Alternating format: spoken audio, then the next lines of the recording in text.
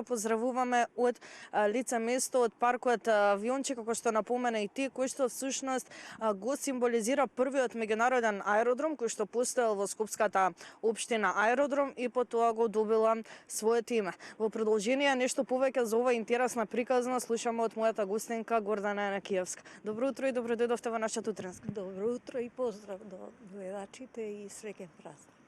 Фала ви, исто среќни празници и на вас. Се наоѓаме во паркот Авионче, каде што ова авионче го символизира всушност тоа како општината го добила името, но дали има поврзаност со ова место каде што се наоѓа паркчето? Не, со ова место нема поврзаност. Стариот аеродром се наоѓал кај војниот базен. Во тој дел на теренот и е почнат со градба 1925 година од познатиот астролог и научник Милутин Миловановиќ, кој го направил проектот на самиот аеродром. 1928 почнуваат со редовна линија, која е Белград-Скопје, а веќе 30-та година продолжува до Солун, 33-та до Атина и станува еден од поважните меѓународни аеродроми во тогашниот период.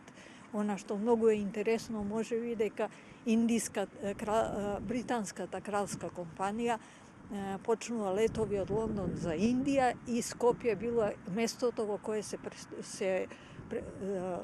застанувал авионот и на одење и на враќање. Меѓу другото е позната приказната за Еми Џонсон, која била во Индија со својот авион, на враќање таа слетала во Скопје, ја пречекал тогашниот градоначалник Јуруговски и направил голема почит кон жената која прва прелетала со авион до Индија.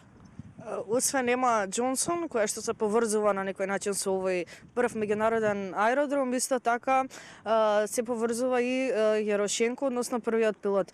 Има ли некои податоци за него, односно што знаеме за него? Па за жал ние немаме осет да чуваме тоа што е значајно. Се знае дека бил руски емигрант и дека живеел во Скопје. Единствената работа која како податок можете да ја најдете е тоа. Немаме некои сочувани моменти нити податоци. Јас постојано кажувам дека треба да има некои табли на кои ќе се пишува тоа што било во тие периоди, да се сочува. Да тие имиња едноставно ги паметат и помладите генерации. Ја верувам дека ако прашате помлади луѓе дека немаат појма зошто оваа населба се вика аеродром и кај се наоѓа тој. Овој аеродром е изграден 1925. До кога постои, до кога? Па постои некаде до 70-тите како траги од аеродромот. 41 година тој е бомбардиран. Нешто после тоа работи до 46 година. Земјотресот скопскиот го нарушува она што е во голем дел. Населбата почнува да се гради, едноставно тој дел е заборавен и покриен. Со оглед на тоа дека е ладно, ќе ве прашам уште едно прашање, иако има што да се зборува за оваа интересна тема. Пред да започнеме со разговорот, ми напоменате всушност дека овој некогашниот меѓународен прв аеродром во Скопје на некој начин скоро бил ист или сличен, еве така да кажам, со аеродромите во Белград и Загреб. Па да, истиот човек Милутиновиќ ги има направено сите три и тие на некој начин ја имаат истата форма на зградите, на начинот на кој се одвивал сообраќајот.